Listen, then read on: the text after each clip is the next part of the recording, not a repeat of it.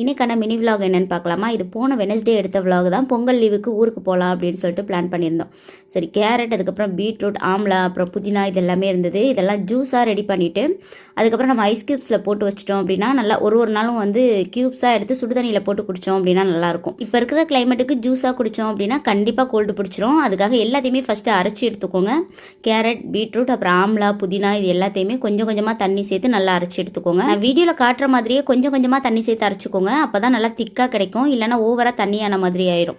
இது எல்லாத்தையுமே நல்லா சேர்த்துட்டு ஒரு க்ளீனான கிளாத்தில் நல்லா இது எல்லாத்தையுமே நல்லா பிழிஞ்சு எடுத்துடலாம். நல்லா பிழிஞ்சு எடுத்ததுக்கப்புறம் இந்த மாதிரி தான் சக்கை வரும். இதை வந்து நான் அவ்வளோதான் தூக்கி போட்டுட்டேன். நீங்கள் வந்து மிக்சர் ஜாரில் சேர்த்து இன்னும் கொஞ்சம் தண்ணி சேர்த்து கூட இன்னும் அரைச்சிங்க அப்படின்னாலும் ஜூஸ் வரும். இதுவே போதுமானது அப்படின்னு சொல்லிட்டு நான் தூக்கி போட்டுட்டேன். அதுக்கப்புறம் குட்டி குட்டி ஐஸ் கியூப்ஸ் பாக்ஸில் வந்து இதை எல்லாத்தையுமே நான் வந்து ஊற்றி வச்சுக்கிட்டேன்.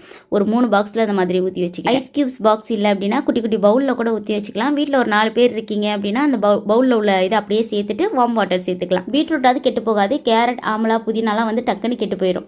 சரி, அதுக்காக தான் வந்து அதை ஜூஸாக ப்ரிப்பேர் பண்ணியாச்சு. மதியத்துக்கு வந்து பாவக்காய் குழம்பு தான் செஞ்சிருந்தேன். கூடவே அவிச்ச முட்டை அப்பளம் வச்சு செஞ்சிருந்தேன். பாவக்காய் குழம்பு நான் தனி ஷார்ட்ஸில் உங்களுக்கு கொடுக்குறேன். தேர்ஸ்டே மார்னிங் 7 o'clock வந்து ரெடியாக ஆரம்பிச்சாச்சு. காஃபி போட்டு குடிச்சிட்டு நல்லா ஒரு வெளியில தான் வடை வாங்கியிருந்தோம். அதையுமே சாப்பிட்டுட்டு கிளம்ப ஆரம்பிச்சாச்சு.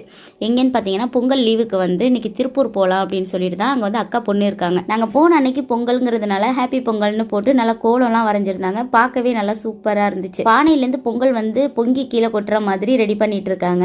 நான் நின்று பார்க்கறதுக்கு ரொம்ப நேரம் எனக்கு டைம் இல்லை அப்படிங்கிறதுனால நாங்களுமே கிளம்பிட்டோம். போகிற வழியெல்லாம் நல்லா பச்சை பசேர்னு நல்லா சூப்பராக இருந்துச்சு. வீடியோஸ் ஃபோட்டோஸ்னு எடுத்துட்டு நாங்களுமே அங்கேருந்து கிளம்பிட்டோம். ஒரு 1 hourல நாங்களுமே திருப்பூர் வந்து சேர்ந்தாச்சு.